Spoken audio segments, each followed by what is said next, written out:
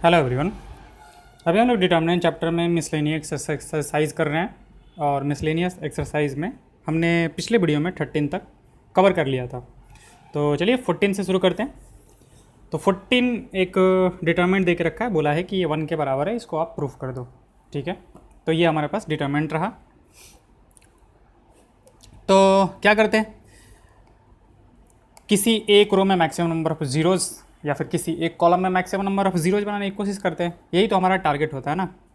इसको देखो, मल्टीप्लाई करने को आप डायरेक्टली भी कर सकते थे। ठीक है, कि आप मतलब जो डिटरमिनेंट वैल्यू है उस तरीके से कि इसको ये 1 है आपका, इसको इससे मल्टीप्लाई करो, इससे इसको मल्टीप्लाई करो, किसी भी रो या फिर किसी भी कॉलम के रेस्पेक्ट में कर रहे होते हैं।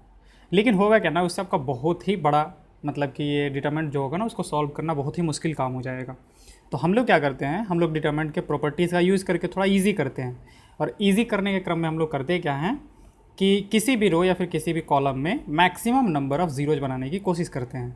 ओके, तो चलिए यहाँ पे बनाते हैं। जैसे फर्स्ट वाला कॉलम ही हमने देखा, फर्स्ट वाला कॉलम में तो ऊपर में 1 दिख रहा है, यहाँ पे 2 दिख रहा है और यहाँ पे 3 दिख रहा है। तो हम लोग क्या करेंगे, जो हमारा रो 2 है, यानी कि इस रो में रो 2 में रो 2 माइनस 2 रो 1 कर देते हैं। तो ये देखो आपका 0 बन जाएगा।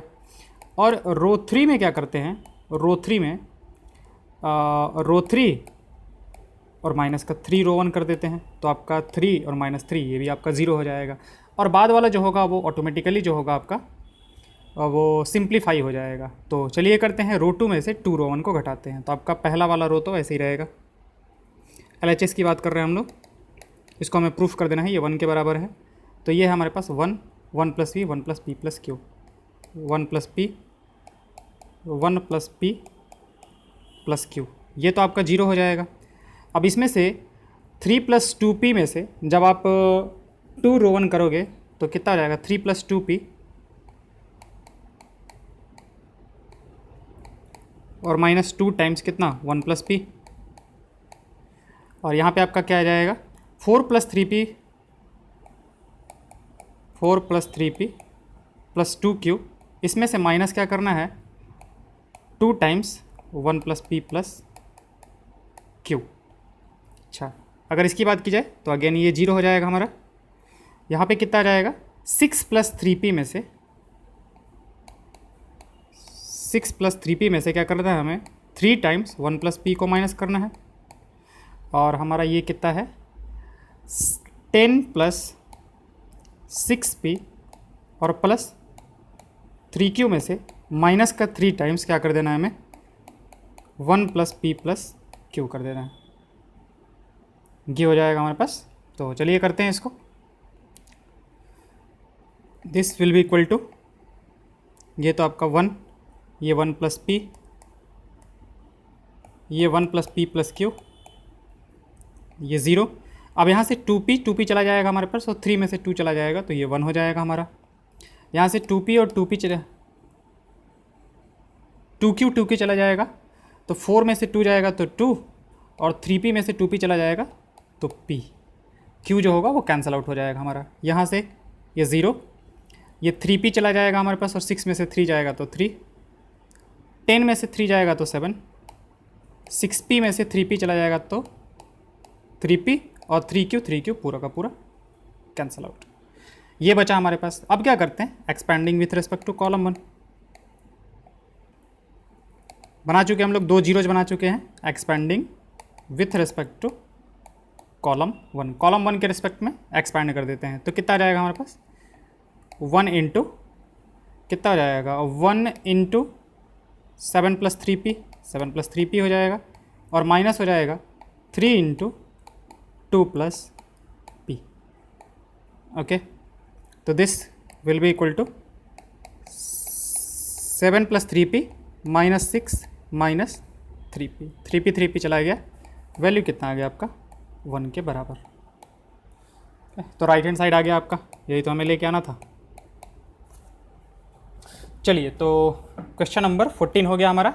अगले क्वेश्चन पे आते हैं, क्वेश्चन नंबर 15 पे। क्वेश्चन नंबर 15 हमारे पास एक ट्रिग्नोमेट्रिक रेशियो पे बेस्ड है। Okay, sine alpha cos beta, sine beta cos beta, sine gamma cos gamma. Okay,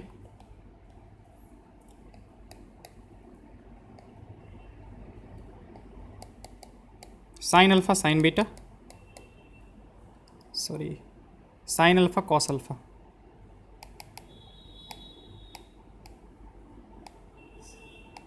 sine alpha cos alpha,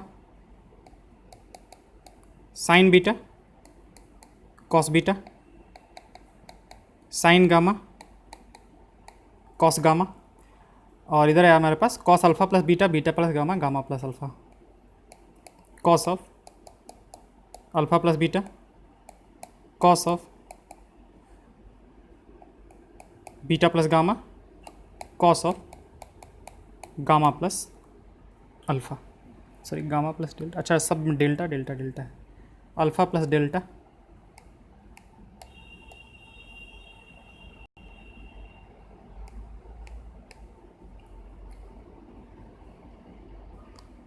alpha plus delta, beta plus delta, gamma plus delta, alpha plus delta, beta plus delta और gamma plus delta. This is equal to हमें proof करना है 0 के बराबर। Okay, cos alpha plus beta, alpha beta gamma, alpha beta gamma. Okay, चलिए करते हैं इसको, LHS उठाते हैं। तो LHS में क्या करते हैं, पहले इस वाले को ओपन करते हैं हम लोग, ठीक है। तो ओपन करेंगे तो क्या होगा हमारे पास, ये तो है हमारे पास साइन अल्फ़ा, ये कॉस अल्फ़ा, और कॉस ए प्लस बी का फॉर्मूला क्या होता है हमारे पास, cos A cos B, cos A cos B minus sine A sine B, sine A sine B यहाँ पे आ जाएगा cos beta cos B delta minus sine beta sine delta, and this one is cos gamma cos delta minus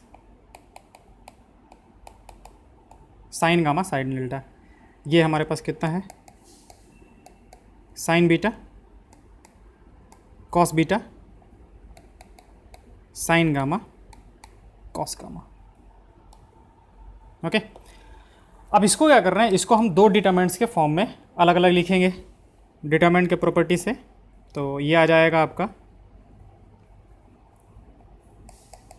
sign alpha cos alpha, इसको एक वाले determinant में रखते हैं और इसको दूसरे वाले डिटरमिनेंट में रखेंगे। तो पहले वाले में रखोगे क्या, cos alpha cos delta sign beta cos beta cos beta cos delta, और ये आ जाएगा आपका sign gamma cos gamma cos gamma cos delta. इसको अलग कर दिया हमने और एक माइनस करके एक और डिटरमिनेंट बनाएंगे हम लोग, और उस डिटरमिनेंट में क्या रखेंगे, देखो पहला दोनों तो ऐसे ही रहेगा हमारा, sign alpha cos alpha sine beta cos beta sine gamma cos gamma, और थर्ड वाले को यहाँ से उठा के रख देते हैं, यानी कि sign alpha sine delta sign beta sine delta, और ये आपका आ जाएगा sign gamma sine delta. Okay, ये हमने डिटरमिनेंट वाले प्रॉपर्टीज़ का यूज़ करके इसको दो अलग अलग पार्ट्स में कर लिया। अब यहाँ से देखो आप कि आपको ये पहले वाले रो में थर्ड वाले कॉलम में ये कॉस गामा जो है वो कॉमन दिख रहा है, और यहाँ पे आप देखो गामा नहीं डेल्टा, और यहाँ पे आप देखो तो साइन डेल्टा आपको कॉमन दिख रहा है। तो हम इसको बाहर निकाल लेते हैं, ठीक है, उसको बाहर निकालेंगे तो कितना बच जाएगा हमारे पास यहाँ से, अगर कॉस डेल्टा को बाहर निकाला हमने तो देखो कॉस डेल्टा बाहर, अंदर में क्या बचा आपका, sign alpha cos alpha cos alpha sine beta cos beta cos beta sine gamma cos gamma cos gamma, क्या होगा आपका, और माइनस यहाँ से हमने साइन गामा को बाहर ले लिया, साइन डेल्टा को बाहर ले लिया, साइन डेल्टा को बाहर लिया तो अंदर में क्या बच जाएगा हमारा, ये sign alpha cos alpha sine alpha, sine beta, cos beta, sine beta, sine gamma, cos gamma, sign gamma.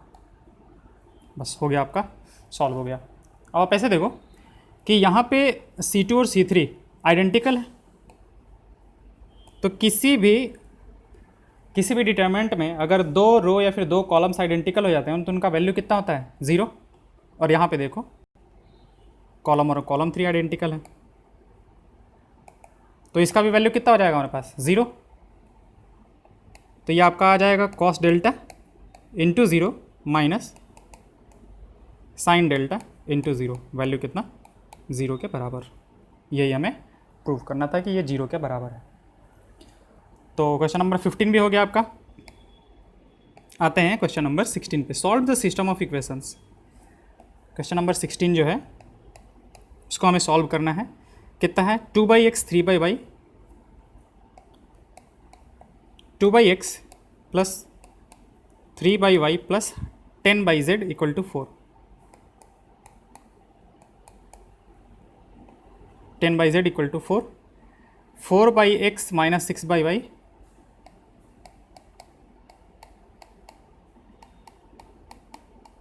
Plus 5/z equal to 1। 6 9 20।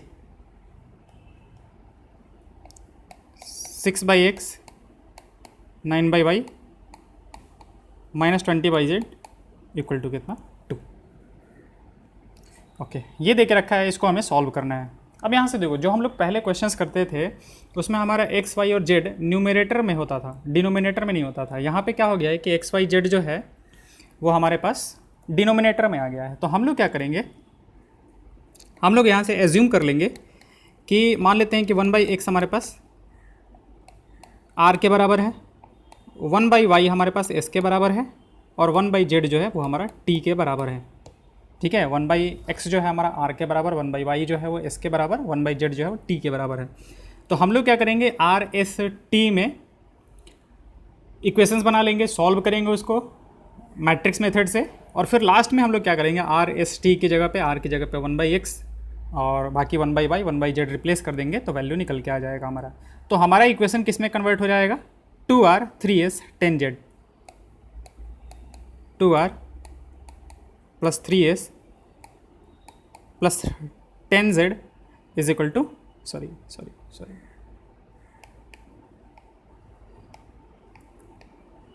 2r plus 3s plus 10t equal to 4 का दूसरा हो जाएगा 4r minus 6s plus 5t is equal to 1, और 6r plus 9s minus 20t is equal to 2। एक बार check कर लेते हैं। 2 3 10 4, 2 3 10 4,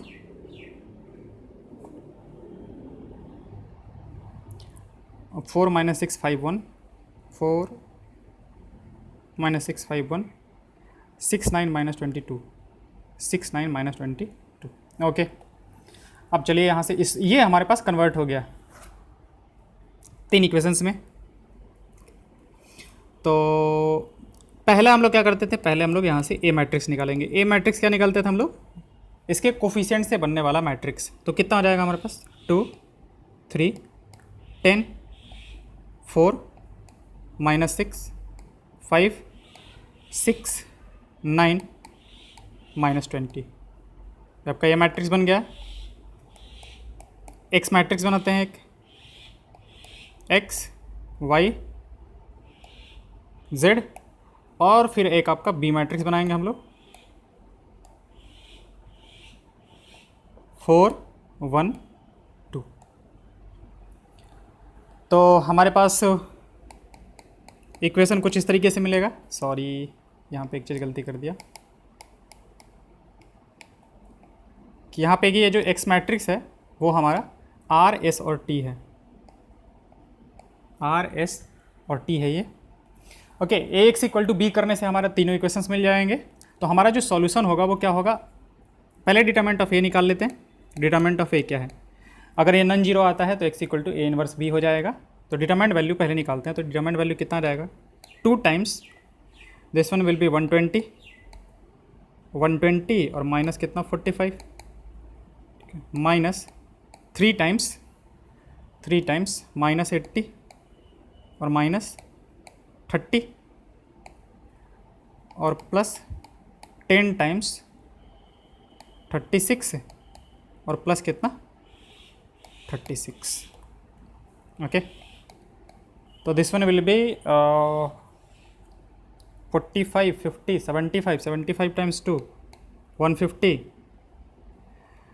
8 3 11 11 3 33 plus का 330 और प्लस 36 3 का 72 720 720 इज इक्वल टू 0 5 3 8 2 10 0 8 3 11 1 12। ओके, 1200 आ रहा है, बहुत बड़ा नंबर आ रहा है। इज़ नॉट इक्वल टू 0, इसका मतलब क्या होगा, हमारे पास इन्वर्स एग्जिस्ट करेगा। ए इन्वर्स एग्जिस्ट करेगा, इसका मतलब यूनिक सॉल्यूशन होगा। और हमारा जो यूनिक सॉल्यूशन होता है वो क्या होता है, यूनिक सॉल्यूशन जो होता है वो होता है x equal to A inverse B. तो ए इन्वर्स निकालने के लिए हमें क्या करना होगा, जो हमारा ए इन्वर्स होता है वो होता क्या है, ए इन्वर्स जो होता है वो होता है adjoint of A divide by कितना, determinant of A. Adjoint of A divide by determinant of A. तो पहले क्या करते हैं, एडजॉइंट ऑफ ए निकालते हैं। तो ए मैट्रिक्स को वापस से एक बार लिख लेते हैं पहले।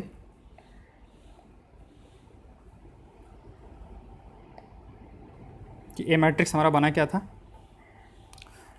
2 3 10 2 3 10 4 - 6 5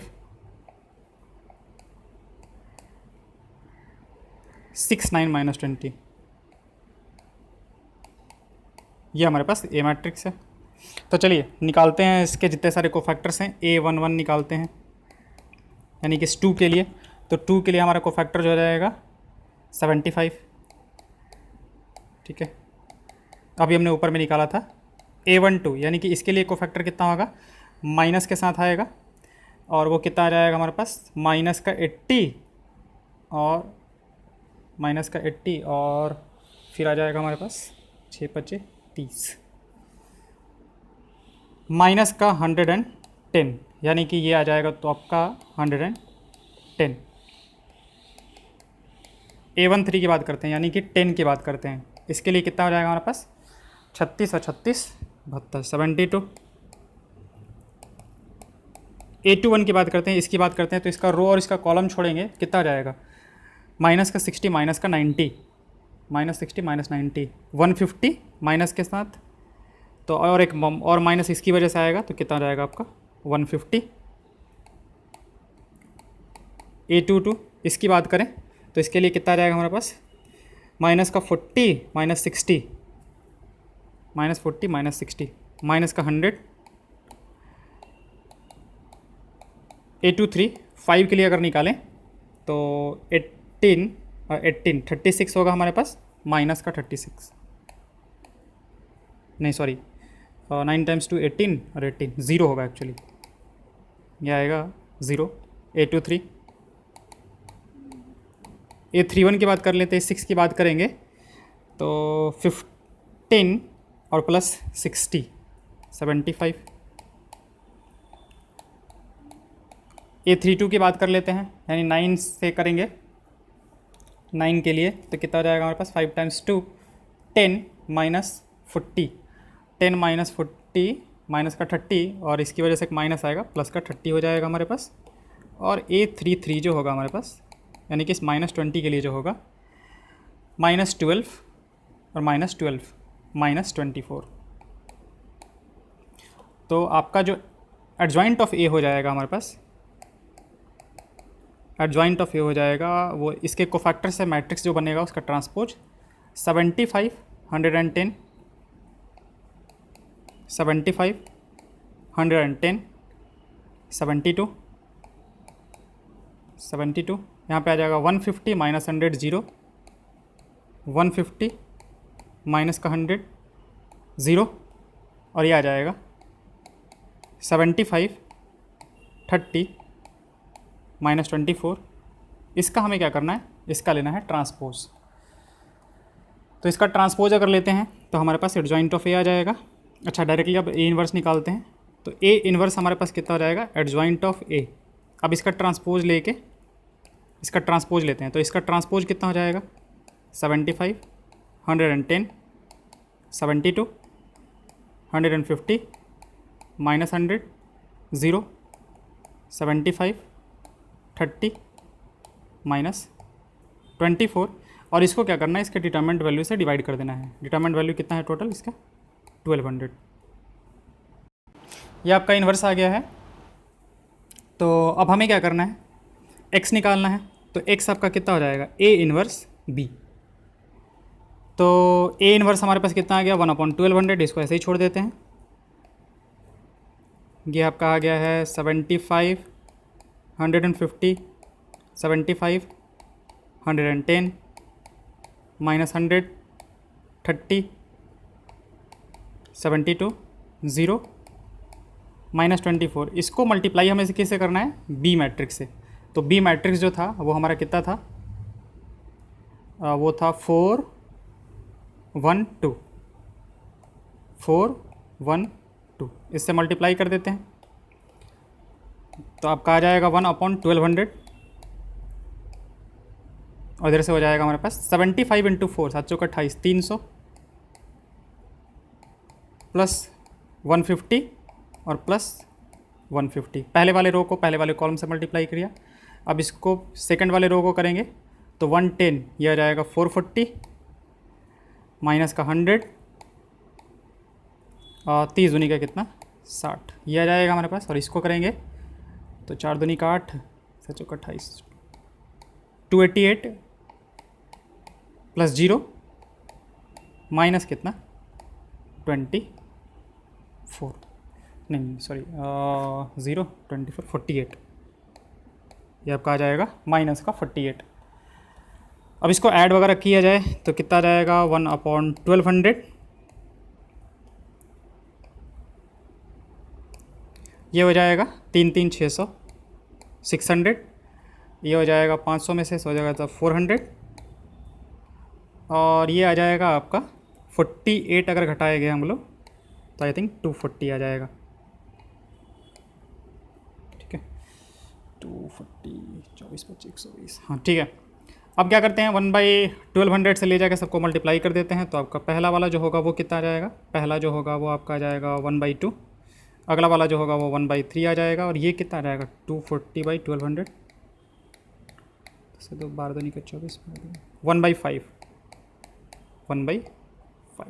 तो हमारे पास जो हमने एक्स मैट्रिक्स लिया था, एक्स मैट्रिक्स यानी कि कितना कितना लिया था, आर लिया था, एस लिया था और टी लिया था। तो ये जो है आपका वो कितने के बराबर आ जाएगा, ये है 1/2, 1/3 और 1/5 के बराबर। इसका मतलब कि आपका r जो है वो 1/2 के बराबर, और r किसके बराबर था, 1/x के बराबर। तो यहाँ से हमारे पास x का वैल्यू कितना आ गया, 2। s जो है वो 1/3 के बराबर है, और 1/3 s जो था वो किसके बराबर था, 1/y के बराबर। तो यहाँ से y का वैल्यू आपका आ जाएगा 3, और आपका जो t है वो किसके बराबर है, 1/5 के बराबर, और ये किसके बराबर था, 1/z के बराबर। तो यहाँ से हमारे पास z का जो वैल्यू है वो कितना आ जाएगा, 5। तो आ जाएगा हमारे पास 235 जो होगा वो इसका आंसर हो जाएगा। ठीक है, तो ये हो गया आपका क्वेश्चन नंबर 16। आते हैं क्वेश्चन नंबर 17 पे। If A B C are in A P then the determinant. Question number 17 की बात करते हैं। दे के रखा है कि ए बी सी ए पी में है, ए बी सी जो है वो ए पी में है। इसका मतलब ए पी में अगर होता है तो हमारे पास बी क्या होता है, B is equal to A plus C by 2। ठीक है, क्योंकि हमारे पास अगर ए पी में है तो जो डिफरेंस होगा वो कांस्टेंट होगा ना, तो B minus A is equal to C minus B. यहाँ से आप करोगे तो ये निकल के आएगा। या फिर इसी को ऐसे फिर कह सकते हो कि ए प्लस सी जो होगा that will be equal to what, 2b। Okay, चलिए तो आते हैं हमारे पास जो determinant x+2 x+3।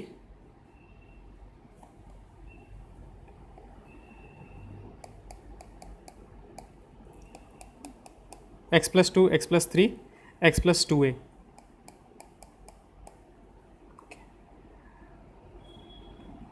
3 4 2b, 3 4 2b और 4 5 2c।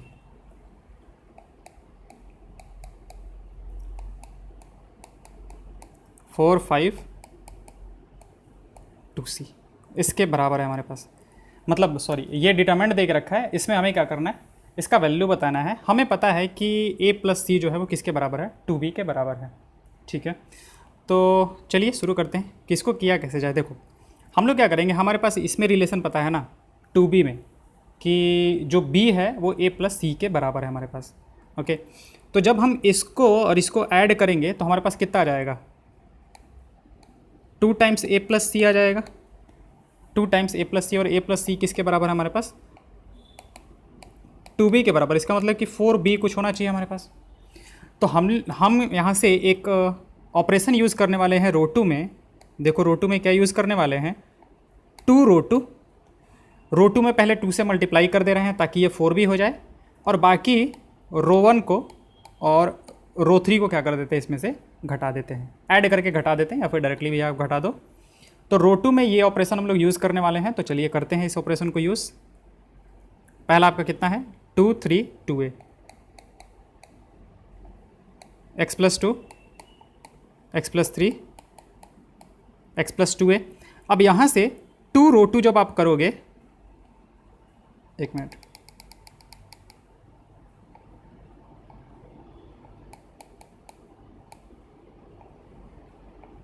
और x प्लस 2a, तो 2 रो टू जब करेंगे हम लोग तो इसमें कितना आ जाएगा, 2 टाइम्स एक्स प्लस थ्री, और उसमें माइनस क्या करना है, माइनस रो 1 करना है। तो रो 1 हमारे पास x प्लस 2 है, मतलब इसको ऐड करके, और ये कितना है, x प्लस 4 है हमारे पास। ठीक है, सेम हमारा यहाँ पे भी आएगा। ठीक है, और सेम यहाँ पे भी आएगा हमारे पास। तो हम एक को करके और देख लेते हैं, इसको एक को थोड़ा सा डिटेल्स में हम कर देते हैं। रो टू में ये आपका कितना आ जाएगा, देखो x प्लस 4 है, इसमें 2 से मल्टीप्लाई करोगे तो 2x प्लस 8 हो जाएगा आपका। x और 5 प्लस 3, ये भी तो आपके पास 2x माइनस का 8 ही आएगा, तो ये कैंसिल आउट हो जाएगा सारा कुछ, और ये 0 आ जाएगा हमारे पास।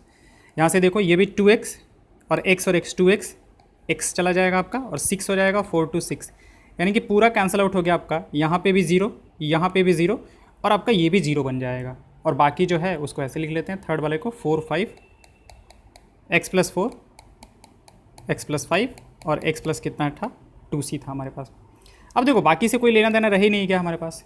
ये जो सेकंड रो है हमारे पास, उसमें तीनों के तीनों क्या आ गए, 0 आ गए। हमने ये वाला जो उसने इनिशियली हमारे पास देख रखा था कि a b c a p में है, यानी कि a प्लस सी जो होगा वो 2b के बराबर होगा, उसका यूज़ करके जब हमने उसको सॉल्व किया, उसके अकॉर्डिंग प्रॉपर्टी जब लगाया हमारा, तो हमारा जो सेकंड रो है वो पूरा का पूरा क्या आ गया, 0 आ गया। ठीक है, तो हमारा डिटरमिनेंट वैल्यू क्या हो जाएगा, 0 हो जाएगा, क्योंकि किसी भी रो या फिर किसी भी कॉलम में अगर सारे के सारे एलिमेंट्स 0 आ गए तो हमारा डिटरमिनेंट वैल्यू जो होता है वो क्या होता है, 0 होता है। प्रॉपर्टीज़ में हमने देखा था।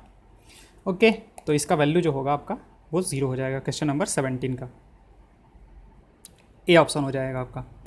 18 पे आते हैं, if X Y Z are non zero real numbers then find the inverse of A. Okay,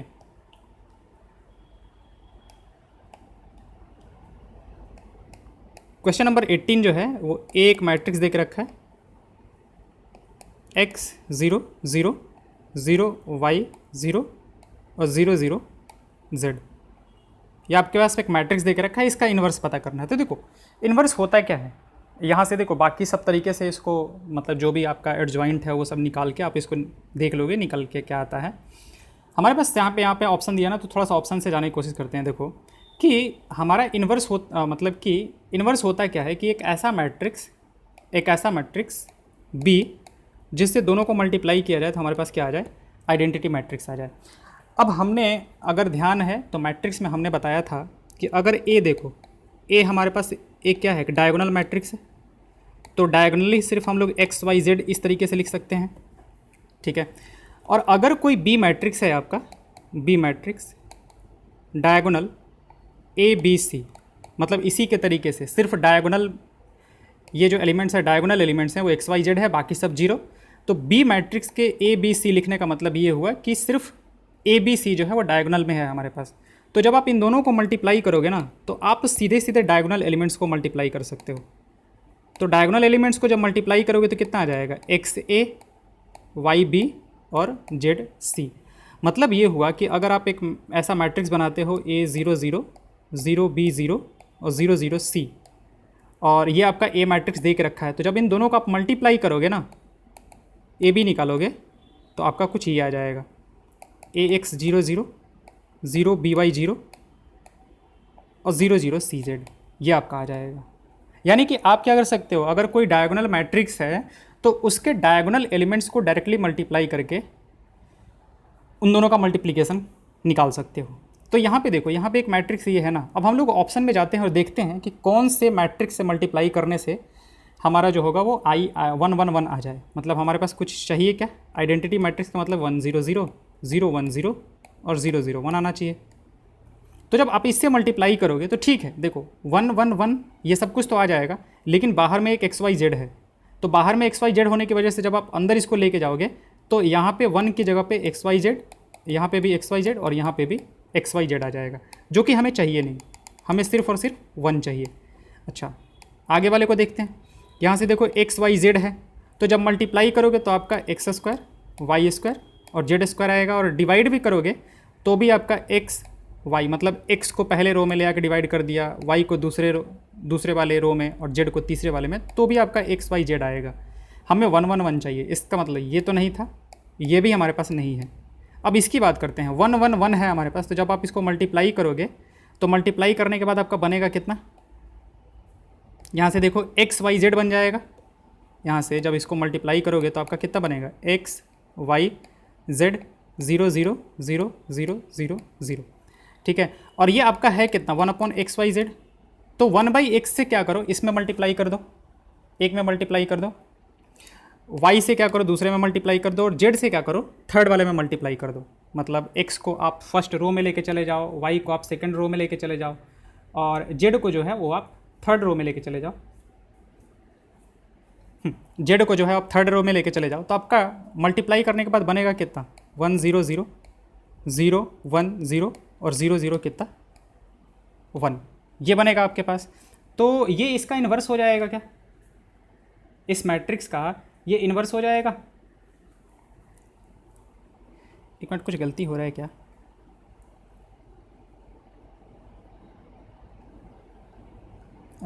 fourth वाले में XYZ है ना हमारे पास,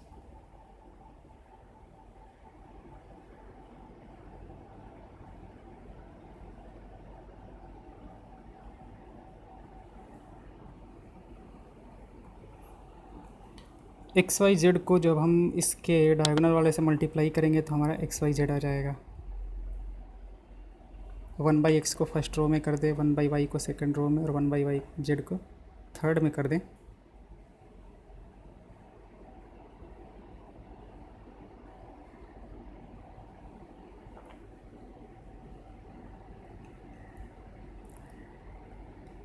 तो ये भी हो जाना चाहिए और ये भी हो जाना चाहिए, तो दोनों ही आंसर हो जाना चाहिए यहाँ पे। तो x inverse y inverse z inverse, क्योंकि अगर इसको भी लिखा जाए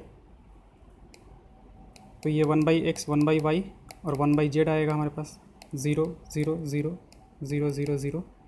पहले वाले से अगर हम 1/x को कॉमन ले लें, दूसरे वाले से 1/y को, और तीसरे वाले से 1/z को, तो हमारा ये भी सही आंसर है।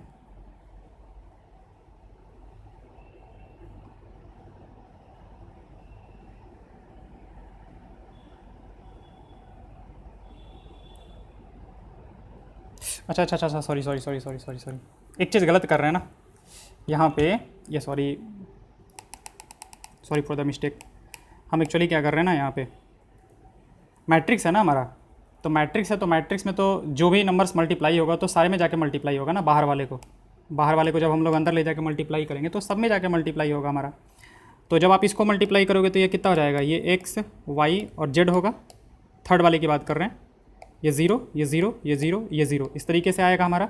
और जब एक्स वाई जेड को मल्टीप्लाई करेंगे तो सारे ही एलिमेंट्स में मल्टीप्लाई होगा ना, तो ये आपका 1/YZ आ जाएगा, ये 1/XZ आ जाएगा और ये 1/XY आ जाएगा। तो ये हमारे पास,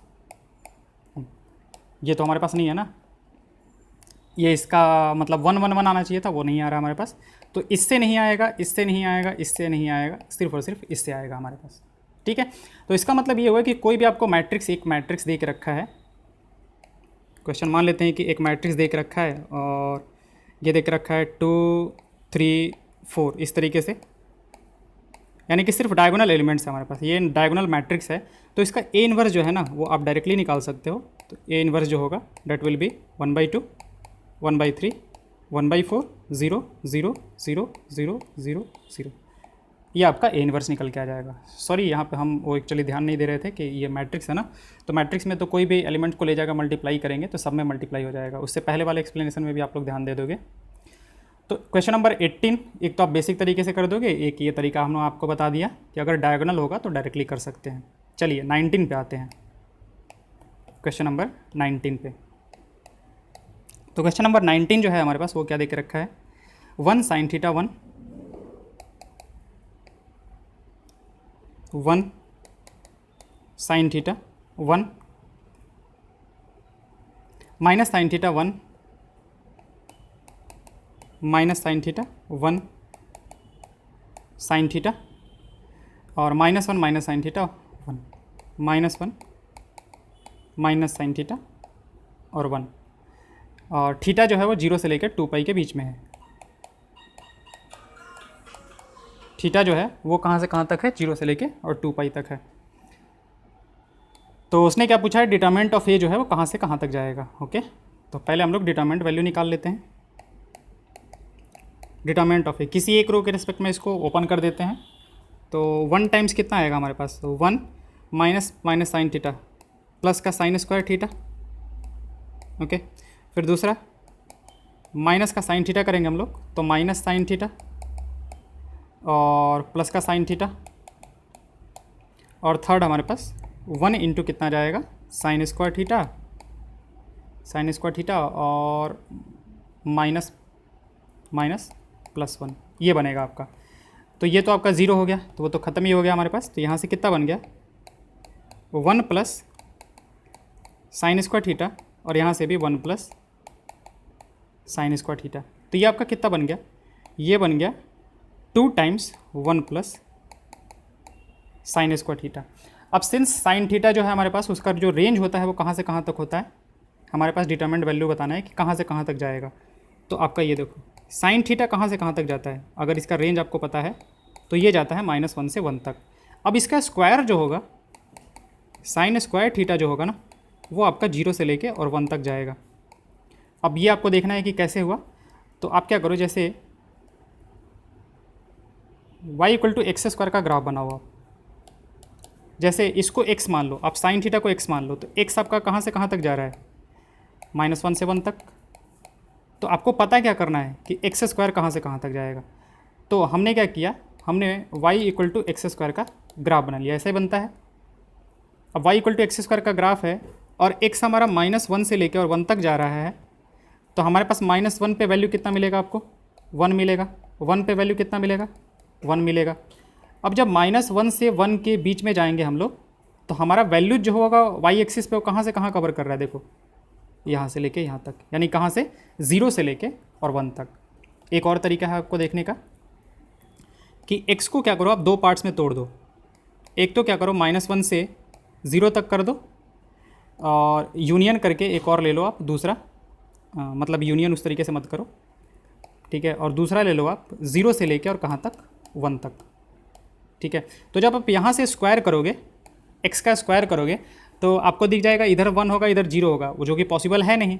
तो आप क्या करो, इधर 0 करो और इसको 1 करो, उल्टा होता है। और यहाँ से जब आप करोगे तो x² आपका यहाँ से किधर आ जाएगा, 0 से लेके और 1 तक। जब आप दोनों को फाइनली कंबाइन करोगे, जब आप कंबाइन करोगे वापस से, तो x² जो होगा आपका वो कहाँ से कहाँ तक चला जाएगा, लेके 0 से लेके 1 तक, ठीक है। क्योंकि है क्या कि स्क्वायर है तो निगेटिव तो हो नहीं सकता है आपका, तो साइन स्क्वायर थीटा जो होगा वो कहाँ से कहाँ तक आ गया, 0 से लेके 1 तक। अब उसके बाद आप देखो क्या करना है, 1 को ऐड करना है, तो आप इसमें 1 को ऐड करो, तो 1 प्लस साइन स्क्वायर थीटा जो है वो आपका कितना आ जाएगा, इधर भी 1 ऐड कर दो और इधर भी 1 ऐड कर दो, तो कितना हो जाएगा आपका 1 से लेके कहाँ तक, 2 तक। फिर क्या करना है हमें, 2 से मल्टीप्लाई कर देना है इसमें, तो 2 times 1 plus sine square theta, तो इधर भी 2 से मल्टीप्लाई करो तो इधर आपका 4 हो जाएगा और इधर 2 से मल्टीप्लाई करो तो 2 हो जाएगा। तो फाइनली जो डिटर्मिनेंट ऑफ ए है हमारे पास, डिटर्मिनेंट ऑफ ए है वो कहाँ से कहाँ तक गया हमारे पास, 2 से लेके और कहाँ तक, 4 तक। ओके, तो 2 से लेके 4 तक, ये हमारा डी ऑप्शन जो होगा वो आंसर हो जाएगा। ओके, तो हमारा मिसलेनियस एक्सरसाइज भी यहाँ पे ख़त्म होता है। अब इसके बाद हम एक इसका समरी वाला चैप्टर बनाएंगे, समरी वाला वीडियो बनाएंगे। इसका भी PDF हम डिस्क्रिप्शन लिंक पे डाल देंगे। Thank you.